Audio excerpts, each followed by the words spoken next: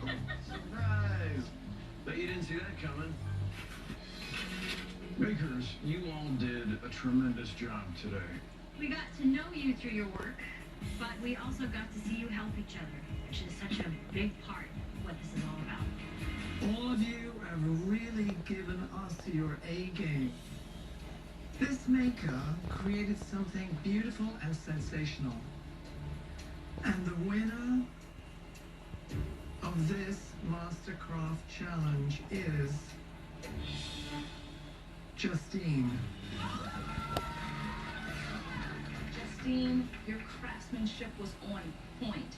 And wow, were we impressed with the overall aesthetics. It is something that anyone would want to have in their home as a functional piece of home decor. Congratulations, Justine. I got a patch. I'm so excited to be making things again since I don't do it every day. So to be recognized for that and winning the first is awesome. Okay. All right, let's roll. We have to say goodbye to one of our makers, which, as I've mentioned before, I am against. So what say you, Simon? This maker approached the challenge with an incredibly original concept, but ultimately stumbled when it came to delivering. And because of this, we have to sadly say goodbye to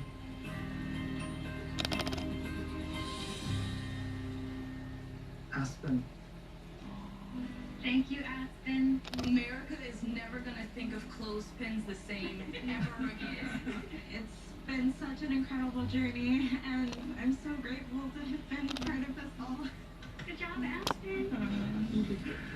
Just meeting this amazing group of people is really the highlight of this whole experience. It just makes me want to go home and make more things. It's going to be a worldwide shortage of clothespins.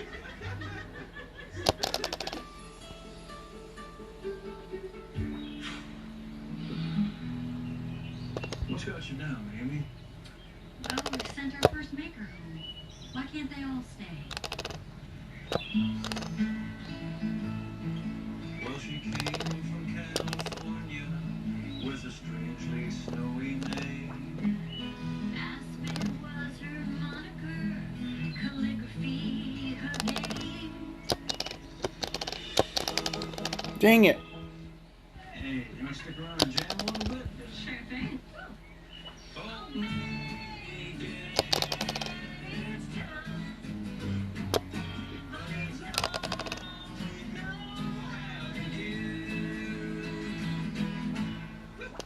know, I ate that wooden chocolate bar. All or nothing. We've got 6 more days of wall-to-wall fun. Masculine and cute can exist in the same space. I do my best. Making It continues new tomorrow at 10 Central on NBC. Tomorrow, you decide the top 8. You are an impressive singer. Plus, a special performance by Kelly and John with a new take on a holiday classic. The Voice live tomorrow on NBC. Stick around later for Jimmy Fallon as he welcomes John Mulaney tonight. Now, from the station on your side, this is Wavy News 10. The desire for Second Amendment sanctuaries grows. It's not a new thing that Virginia's doing, it's just kind of fitting into the trend. With more places that we've learned about a deadly crash that claimed a sailor's life. And we start tonight looking ahead. The idea of establishing what's being called Second Amendment sanctuaries is growing across Hampton Roads. Good evening, I'm Tom Schaff. Tomorrow, Gloucester County could be the first local government to declare that they intend to be one. Out of your side's Brett Hall is digging into what this action really means, right? Well, we told you last week that this movement's all in response to all the pre-filing of bills by the Democrats that are now going to be in control of the General Assembly. They promised to tighten gun laws if they had control. And now, as we've also previously told you, some gun rights advocates want local governments to fight back. But sanctuary status or not, there really isn't much they can do yet. Yep. Much of the language included in Gloucester County's proposed Second Amendment sanctuary resolution is similar to that of the one Vincent Smith wants passed in Virginia Beach.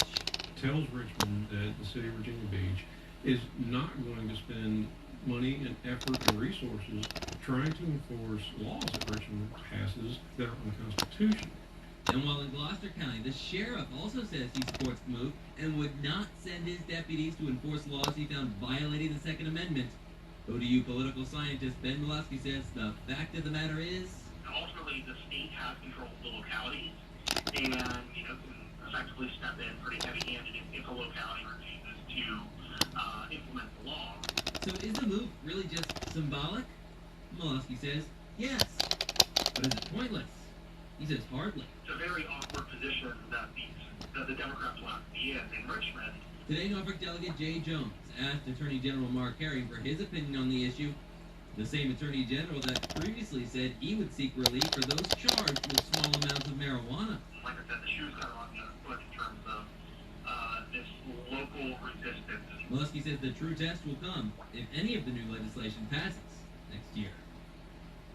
And the Gloucester Board of Supervisors chair says he is confident that the resolution will pass tomorrow night. He says he wants to be clear, though, this will not change the enforcement of laws currently on the books, regardless if gun owners agree with them or not. Brett Hall, 10 on your side. And another story new tonight, the Navy has awarded a $22.2 billion contract for the construction of 9 Virginia-class attack submarines. Huntington Ingalls Industries says Newport News will serve as the repair yard for 5 of the planned submarines. The company says construction will start this year and deliveries are scheduled from 2025 through 2029. The subs will be slightly larger and have more capabilities compared with those in the past. The contract is going it, Bobby. Newport News shipbuilding and electric boats. Also new tonight, North Carolina has new congressional districts for the 2020 elections. A 3-judge panel unanimously ruled that while the maps drawn in November may be flawed, they're still better than the alternative, which is delaying the election to redraw them through the map because the panel warned it would likely deem the old one unconstitutional. The chief judge says the top concern now, keep the election on track. Although one can certainly argue that the process was flawed or that the result is far from ideal, the net result is that the grievously flawed 2016 congressional map has been replaced. Regardless, a new congressional map will be developed again for the state in 2022. It'll be based on new information gathered from the upcoming 2020 census. We have new information on last Wednesday's homicide in Newport News. Police have identified the victim as 48-year-old Calvert Thomas. Investigators say Thomas was gunned down just steps from his home on 24th Street. Officials believe he was trying to stop someone from tampering with the car when he was shot. Police have already been called to the area for reported vehicle tampering and found Thomas.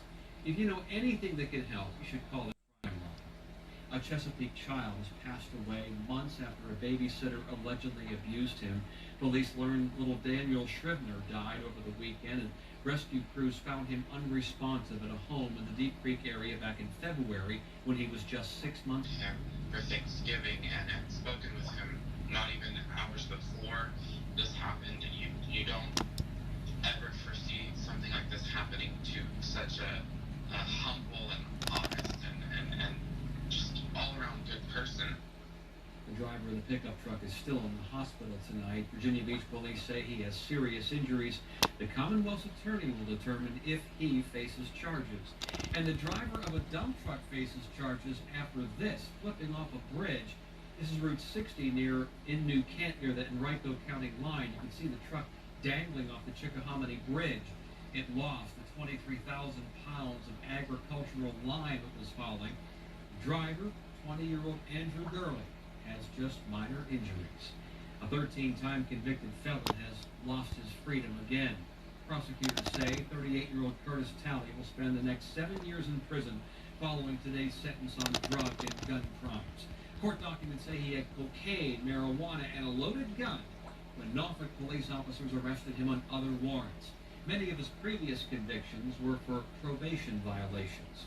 A man accused in a shooting at the MacArthur Center on Valentine's Day has pleaded guilty to some of the charges against him. He turned things around next season if given a chance to return. This was Wilder's worst at ODU, losing 11 straight games after a season-opening win against Norfolk State. But the coach from Maine is credited with helping to build a successful program from scratch. We'll have more on Wilder's departure and the search for his replacement on the Sports Wrap with Bruce Rader coming up in a few minutes. And two heavyweights in the Commonwealth are giving it the college try on curbing climate change. The College of William and Mary and the University of Virginia are teaming up to reduce their carbon footprint. The schools want to be carbon neutral by 2030. The universities say a large portion of their greenhouse gas emissions come from electricity. William and Mary is exploring an agreement that could source up to 60% of power from solar farms. To see the other ways they plan to go green, go to wavy.com. New tonight, cleaning up graffiti turned out to be a more difficult job than expected today at Charlottesville. The statue of Confederate General Robert E. Lee was vandalized again on Thanksgiving Day. City employees were off over the weekend, so today was their first chance to clean off the statue. Police also discovered Stonewall Jackson had been vandalized, that statue. Vandals had defaced the pedestals for both statues multiple times. The impeachment inquiry against President Donald Trump resumes this week, and tomorrow the House Intelligence Committee is set to vote on a report on the committee's findings. Then it will deliver that report to the House Judiciary Committee detailing the president's interactions with Ukraine. That committee's first hearing is scheduled for Wednesday, and the first witness invited to testify was President Trump. It's an invitation that he and his attorneys declined, with President Trump forcefully maintaining he did nothing wrong. He blasted Democrats for holding Wednesday's hearing the same day as the NATO summit in London. This is one of the most important journeys that we make as president. And for them to be doing this and saying this and putting an impeachment on the table, which is a hoax to start off with.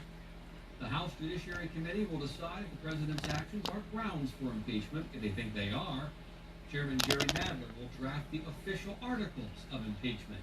The House vote could come as early as Christmas. Coming up, sticker shock. You might be surprised at the cost of Christmas trees. Why you might have to shell out a little more green this year. What I thought was a stuffed bird, but it was a stuffed animal. Turned out to be a bald eagle. And an unexpected customer. What happened when this bird crash landed at a local storefront? And we've had some rain during the day today, but a couple of showers remaining into the region for right now, but not much more than that. What are we looking like once we get past this? Pretty good. All about it in a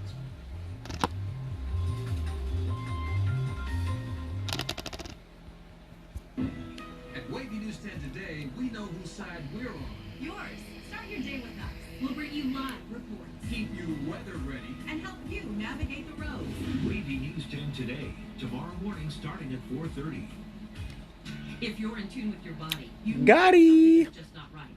And if you're experiencing weight gain, hot flashes, sleeplessness, moodiness, and low libido, you know it's time to get things checked out. Hi, I'm Susan Whitkin, and I realized right away this was hormone deficiency. So I went to Hormone Health to customized natural hormone therapy. It worked for me. Call today to set up your free consultation or take the simple online test at hormonehealthtest.com. Feel better, live better. Call now. Coming Saturday to Hanes. 20 new pop-up stores. The world leaders in furniture design. Jeff Lewis. Alder and Tweed. Justina Blakeney. Tracy Boy. Kelly Hoffman. Jonathan Lewis. Andrew Martin. Maison 55. Giuseppe Nicoletti. 20 designer pop-ups. Here and gone at 50% off.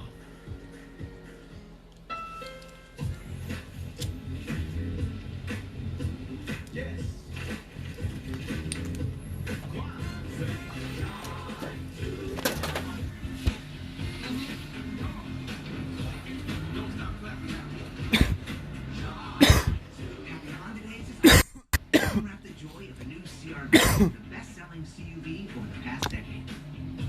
That's all right.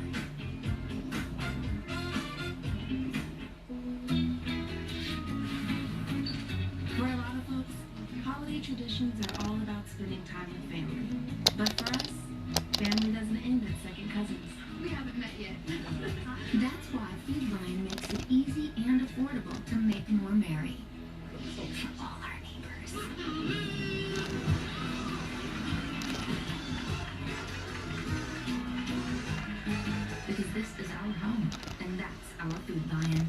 My problem was never really my feet. It was always my back. I'd had as many epidurals that I could possibly have in 1 year. And that's when Tara at the Good Feet store kept telling me to try her arch supports. The future I can see now. I couldn't see it before. You can't use this. See for yourself with a free personalized arch support fitting at the Good Feet store. Get a drain cleaning for only $99. Michael and Son. With Thanksgiving behind us, some of you may be in the market for a Christmas tree, but it's going to cost you more this year. At the McDonald Garden Center in Virginia Beach, some trees are going for as high as $120. Managers say the price hike is caused in part by the recession that we saw nearly a decade ago. That National Christmas Tree Association says fewer trees were planted. Therefore, the supply is down, and you're paying more. I know that, there's not a lot of Christmas trees out there. The numbers of nice ones are also not as abundant. Because it's tradition, it's real, it's not fake, it means a lot more. You got the natural smell, the beauty. Other factors that led to the shortage are droughts and, of course, wildfires out west over the years. December is here, and the governor's mansion in Richmond is getting decked out for the holidays. 2 Christmas trees and several wreaths arrived this morning. They came from Sweet Providence Farm in the western part of the state. The governor and First Lady Pamela Northam greeted the growers at the front door, and almost immediately the workers began putting up the wreaths and garland. The public can get their first glimpse of the decorated mansion tomorrow. Jesus. I want to remind you about our Coats for Families campaign. As you're taking care of your holiday shopping, consider making a donation. You see, we're in dire need of coats. All sizes and genders are required. Plus, join us this Friday, December 6th at Dillard's at Lynnhaven Mall. 10 on Your Side will be live 4 to 6 p.m. collecting coats, or you can donate anytime at one of our partner locations. You can find more information on wavy.com. Well, eyesight is the most developed sense of our national bird, the bald eagle, but something went wrong for one symbol of our national liberty. Harry Patterson Jr. shot this video in Virginia Beach. Look at that. As he was approaching his office, he came face to face with a bald eagle, and it crashed through the glass of the H&R block off Newtown Road. Patterson found the building's landlord and another tenant, and he said that no one knew what to do, so they finally called 911. I look in the door of H&R Block, and what I thought was a stuffed bird, I thought it was a stuffed animal, turned out to be a bald eagle. And I see him moving around, and he starts coming up to the glass and banging. I'm like, oh, that one busting out of here and coming after me. He didn't want to be in a tax office, that's for sure. A local wildlife rehab group was called out to help, and one member told 10 on Your Side it looked like the eagle was fine, and there he goes. But she did search for it in the nearby area just to make sure. Now, your Super Doppler 10 forecast from Chief Meteorologist Don Slater. Your Honor, if I may. I'm not building wall. Do you share What do you mean we lost the lead? I just got in. It's already 12 to 22. What the crap? as committed to defending Europe? No, I don't think that the France is doubting really the commitment of the US to implement its Article 5 commitment. If the Russians attack the Baltic states, I think we can rely on the Americans to fulfill this commitment. No, for Macron, it's more about the southern periphery. Syria, Libya, but also the Sahel. You have all a range of threats where obviously the American administration, it's not the Trump administration, it was already the Obama administration, doesn't want to act. And the question mark is there, why the Europeans are not ready to act.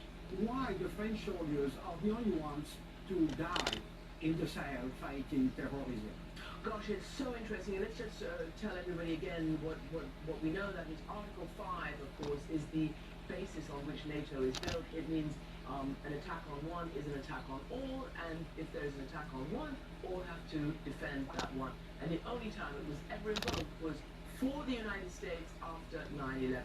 But that is very interesting, what Gerard Arrow says, that it's this situation of France thinking that why is France sharing or bearing the burden of the southern periphery, whereas Trump says, why is America bearing the majority of the burden? North. So how does one, I know that's not, yes. It's very hard with President Trump because he is probably the most isolationist president we've had in decades. And he really doesn't want to get involved anywhere unless he sees some sort of transactional exchange. Is there oil involved or something like that? Now, at the same time, there are a number of other countries, France included, that do, take initiatives when the country is imploding. Mali is one example. Doesn't mean we always get it right, though, when we go into these places. And I still think we need to sharpen our tools and our understanding of these countries before we go plunging into these situations. So President Macron and Karen von Hippel said that we have to be able to face terrorism as well. You were the deputy to John Allen on the fight against terrorism, against ISIS, obviously in Syria and Iraq.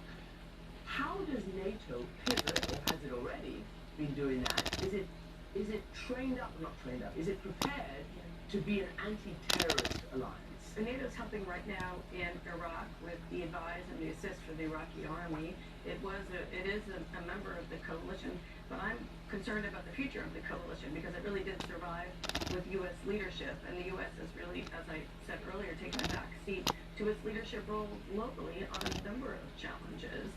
Everything from climate change to counter ISIL to what to do about a resurgent China and Russia, and or how to deal with a number of these disruptive technologies, etc. So the U.S. really isn't playing that leadership role, and other countries are really trying to figure out what role they should play and in what organizations they do it in. And Ambassador Arrow, much was made of President Trump and President Macron's relationship, and it was called a bromance. Now it seems that this bromance is disintegrating over a number of issues. Is that real, do you think, or are there areas where the personalities of Presidents Trump and Macron can still work together? And I realize that I'm not asking you a NATO question right now, but I'm asking you, for instance, an Iran question. We see the terrible protests in Iran. We see the heavy crackdown by the Iranian state on ordinary people. According to Amnesty International, something like 180 people killed. And we know that President Macron has been trying to get the United States and Iran to